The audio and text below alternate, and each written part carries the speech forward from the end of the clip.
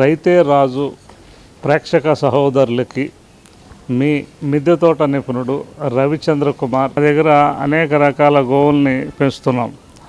తార్పార్కర్, షాహీవాల్, రాటి, అలాగే కాంక్రేజ్, గిర్ ఆవులు వీటిని అక్కడి నుంచి రీసెంట్గా తెప్పించడం జరిగింది.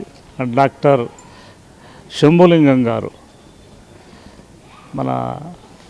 వారి యొక్క పర్యవేక్షణలో ఈ గోవుల్ని పరీక్షలు చేయటం, వీటికి కావాల్సినటువంటి ట్రీట్మెంట్ చేయటం, వీటికి సాధక బాధకాలన్నీ, అలాగే వీటి యొక్క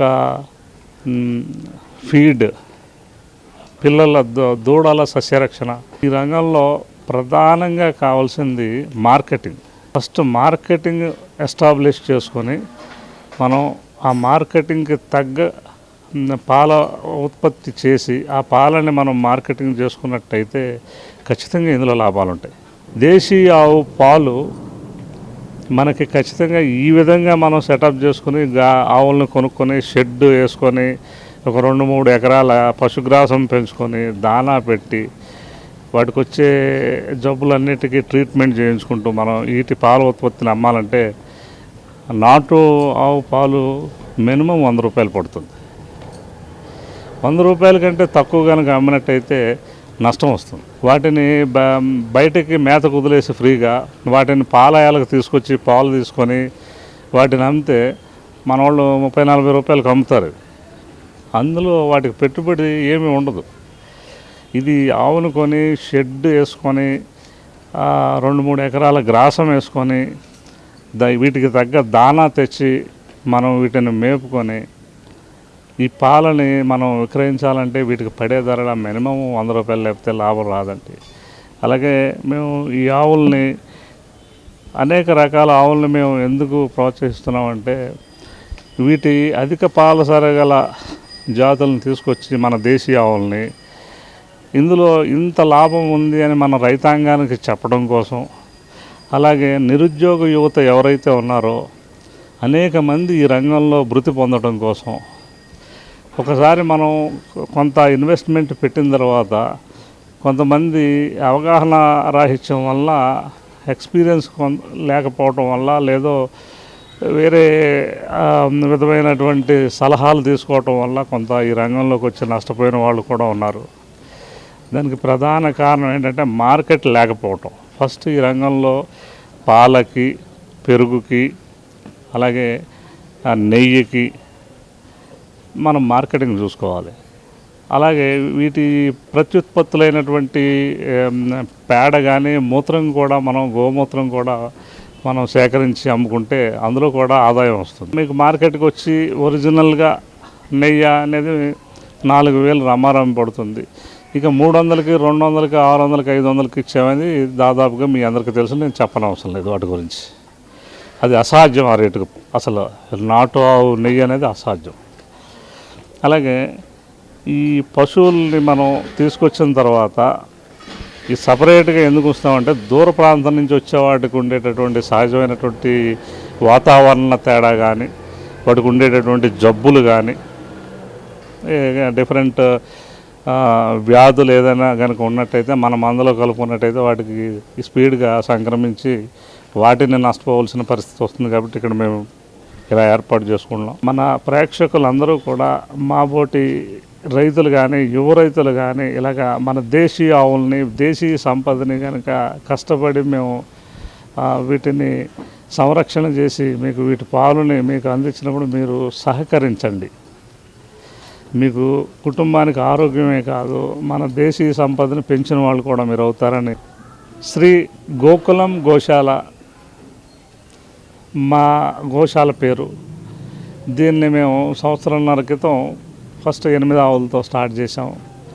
అందులో రకరకాలైనవన్నీ కూడా దాదాపు 6 రకాల వెరైటీలను మేము ఎంచుకున్నాం. అధిక పాల సారగల ఆవులనే తెప్పించుకున్నాం. పూటకి 7-9 లీటర్లు కూడా ఇచ్చినాయి మా దగ్గర.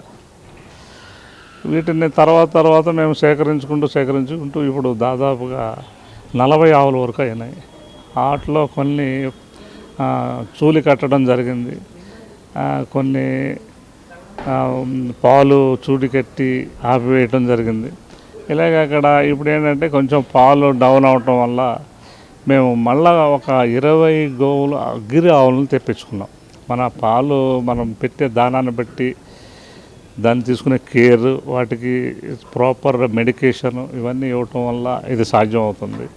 మా ప్రధాన ఉద్దేశం ఏంటంటే అధిక పాల సారగల మన దేశీయ గోవులను ఉత్పత్తి చేయటం కోసం మేము హై పెడిగ్రీ గల మేలుజాతి ఆబోతులను వాటి రకాలు ఎక్కువ పాలిచ్చే ఆబోతు రకాలను మేము సేకరించి వాటిని డెవలప్ చేసి పూటకి మా ఉద్దేశం ఏంటంటే పూటకి దగ్గర ఈ మన నాటు జాతికి సంబంధించిన ఆవులలో కూడా పూటకు 10 లీటర్లు వచ్చేటట్టు తయారు చేసినట్టయితే రోజుకి 20 లీటర్లు కనుక వచ్చే ఆవును కనుక మనం ఒక రైతుకి ఇచ్చినట్టయితే రైతు ఖచ్చితంగా అలాంటి ఆవులను వదులుకోడు, వాటిని సక్రమంగా పోషిస్తాడు.